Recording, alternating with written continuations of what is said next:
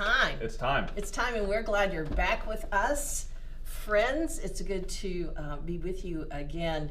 We're spending some time together around Scripture and great books about Scripture, and it makes it a lot more fun, Jamie and I think, when you're with us for this conversation. Mm-hmm. So, welcome.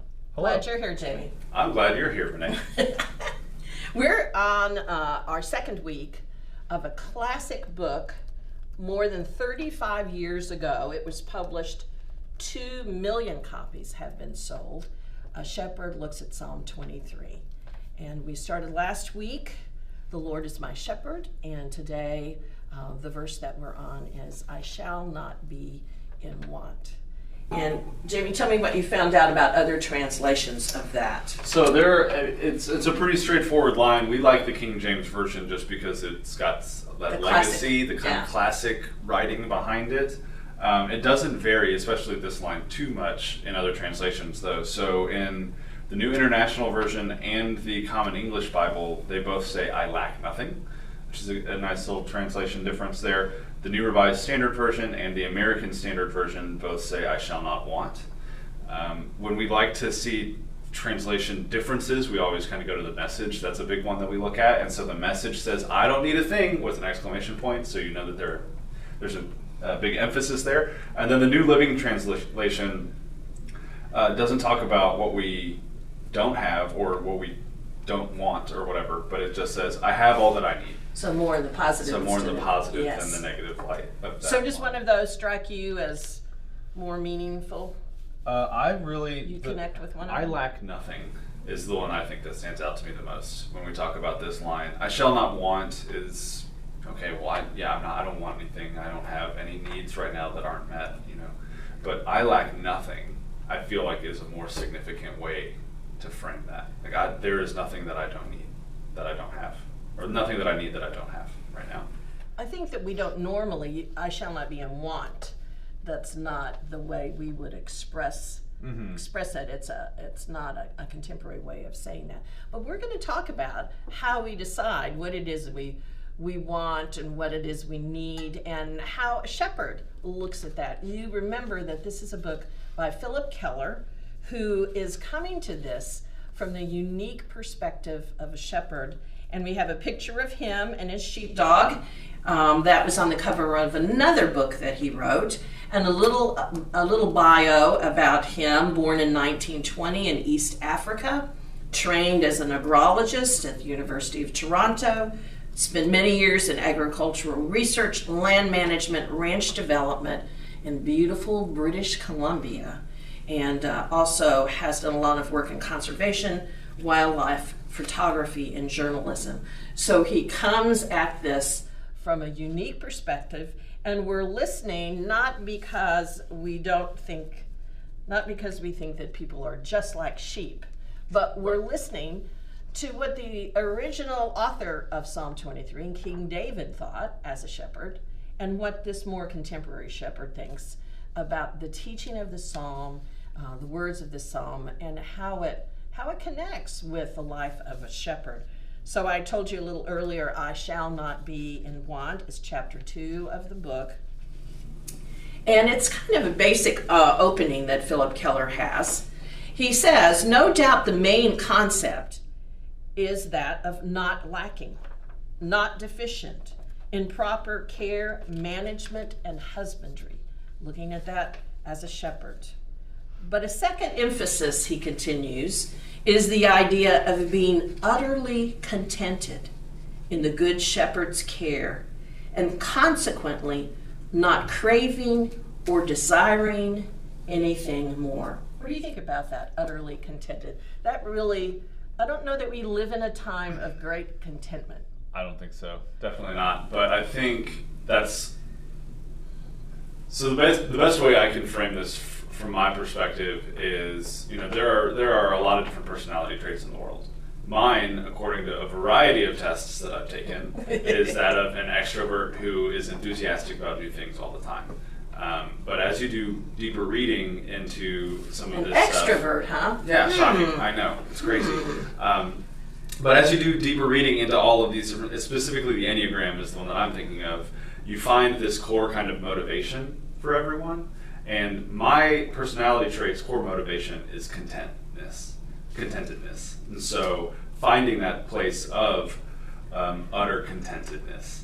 And so you think that you're kind of wired to be in that zone? Yes, and so very interesting. Kind of working from that way, like I have felt that moment a couple of times in life. Just I am so content right now, and I feel so just calm. And and in that moment, there is nothing that you need. There is nothing else that you need, and it is this very peaceful space to be in.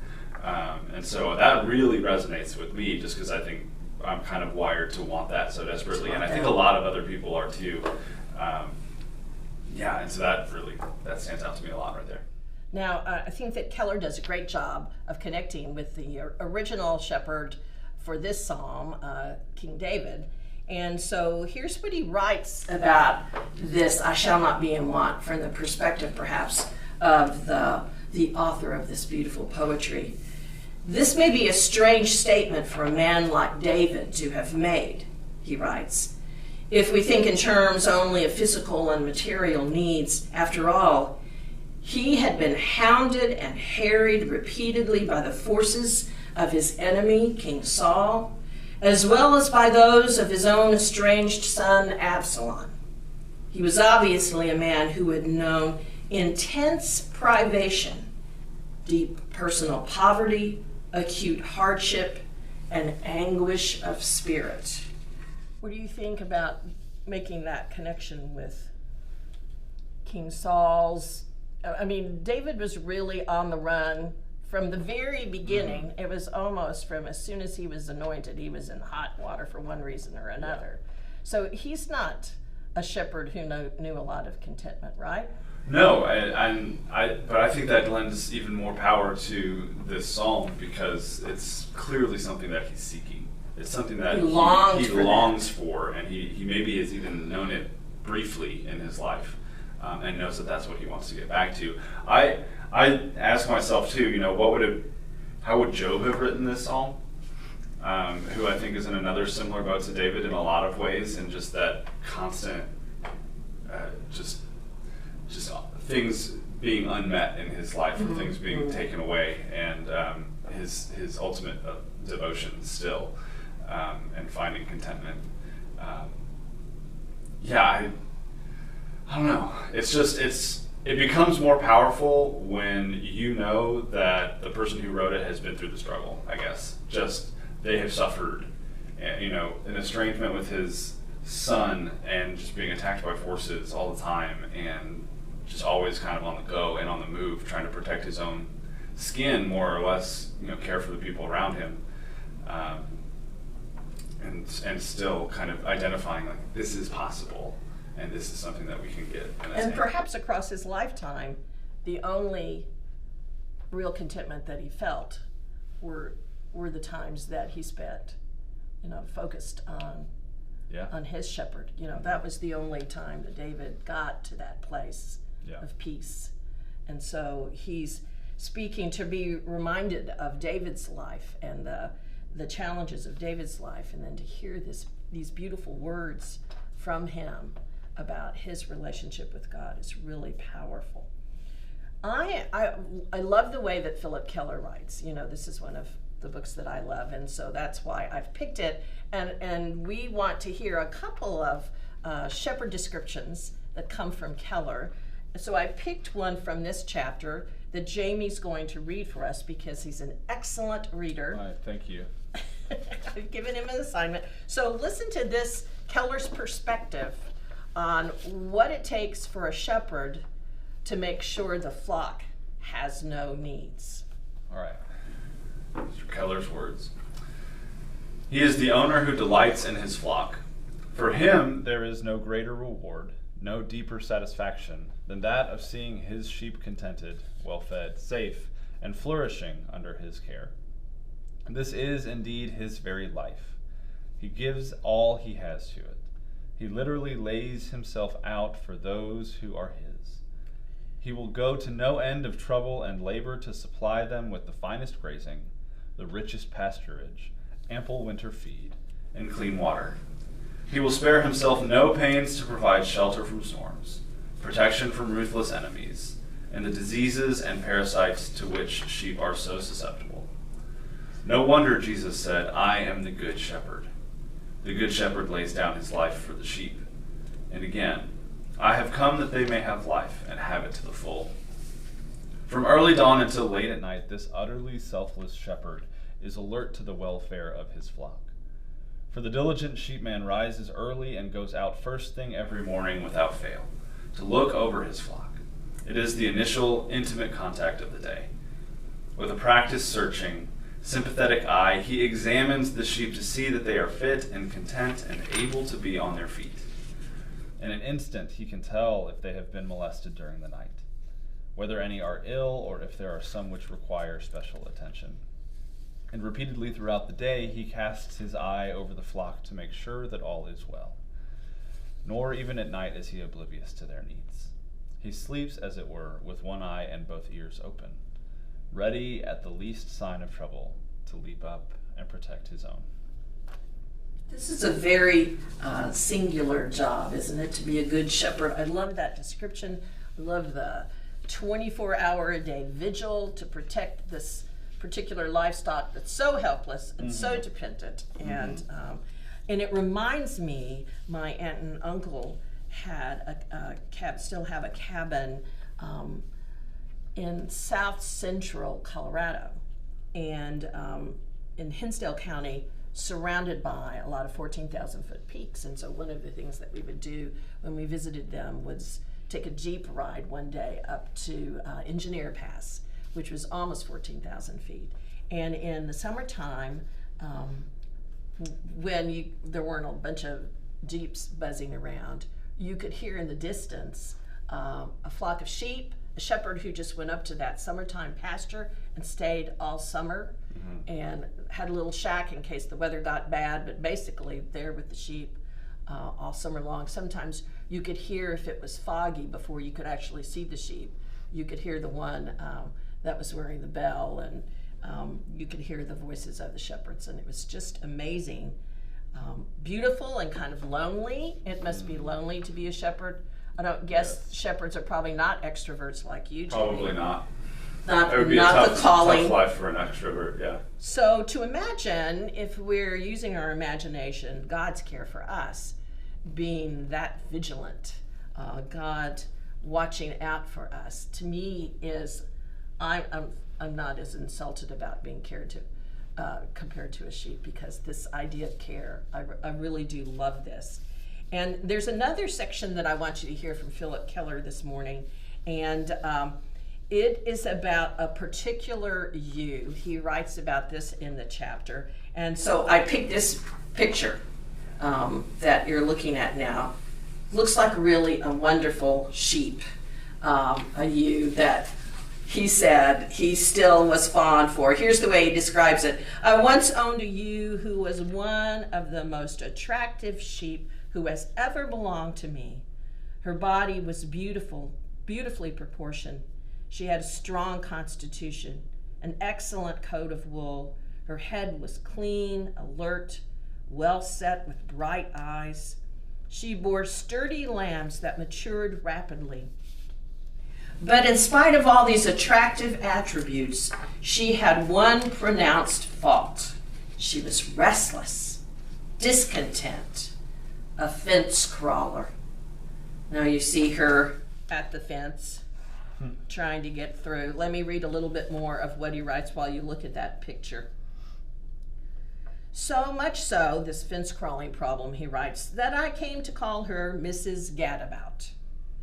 This one ewe produced more problems for me than almost half of all the rest of the flock combined. No matter what field or pasture the sheep were in, she would search all along the fences or shoreline, we live by the sea, looking for a loophole she could crawl through and start to feed on the other side. Now, it was not that she lacked pasturage. My fields were my joy and delight. No sheep in the district had better grazing. With Mrs. Gadabout, it was an ingrained habit. She was simply never contented with things as they were. Often when she had forced her way through some such spot in a fence or found a way around the end of a wire at low tide on the beaches, she would end up feeding on bare, brown, burned up pasturage of a most inferior sort. But she never learned her lesson. She continued to fence crawl time after time. Now that would have been bad enough if she was the only one who did this. It was a sufficient problem to find her, to bring her back. But the further point was that she taught her lambs the same tricks. They simply followed her example, and soon they were as skilled at escaping as their mother. Even worse was the example she set for the other sheep. In short time, she began to lead others through the same holes, over the same dangerous paths, down by the sea. And he tells us that after putting up with her for a whole summer, he finally came to the conclusion that she would have to go, and sold her to another shepherd, gave his problem away to somebody else. But I think this sheep surely speaks to some of us who also are restless in our lives, you know, always looking, always thinking about the next job, always wishing for, you know, that sort of restlessness. This isn't the best life. I'm going to try this life or this life. I imagine God thinking about those particular children of God who are just never satisfied, restless. Have you ever had a dog who liked to get out of the yard?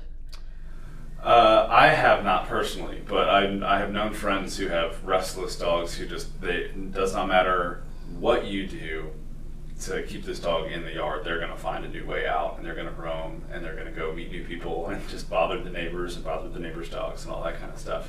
And it is so taxing on the friends of mine who have had dogs like this, because it's just another stress layer on everything else in their life to say, well, now this dang dog is just going to get out and run around and do something, and I don't know what they're going to mess up, and I don't know who they're going to bother, and it could happen at 2 o'clock in the afternoon, it could happen at 4 o'clock in the morning, you just never...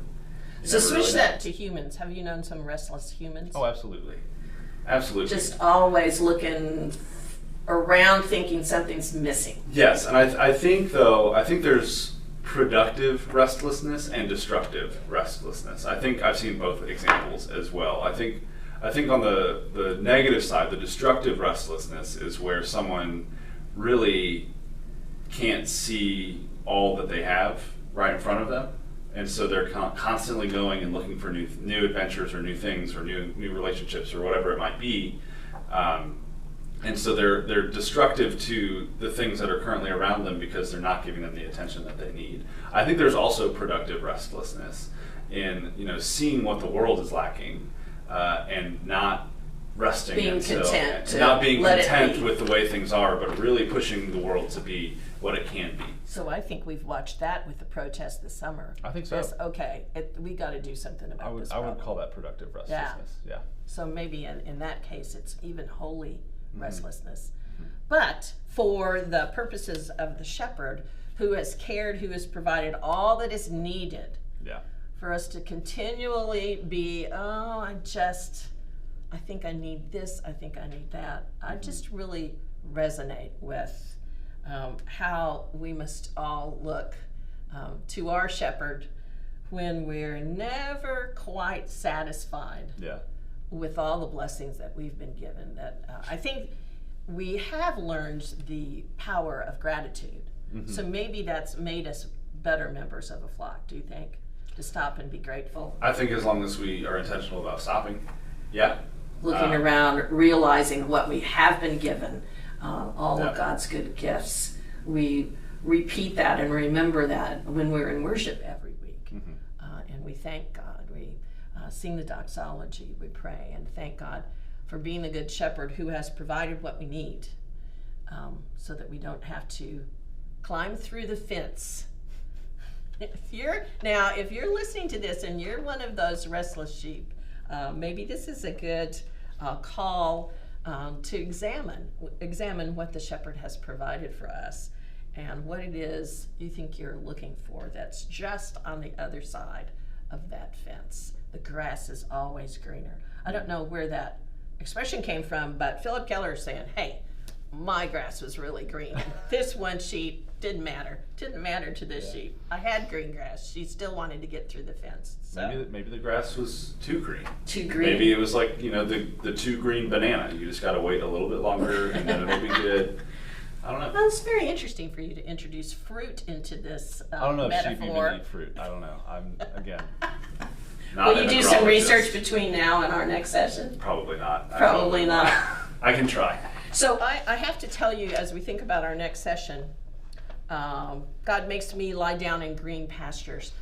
The first time I read this book, this is the section that I think will stay with you. This explanation from a real life shepherd, this is going to stay with you the next time you hear this text, because this explains some things that we didn't know if we weren't shepherds. So I look forward to hearing from you all.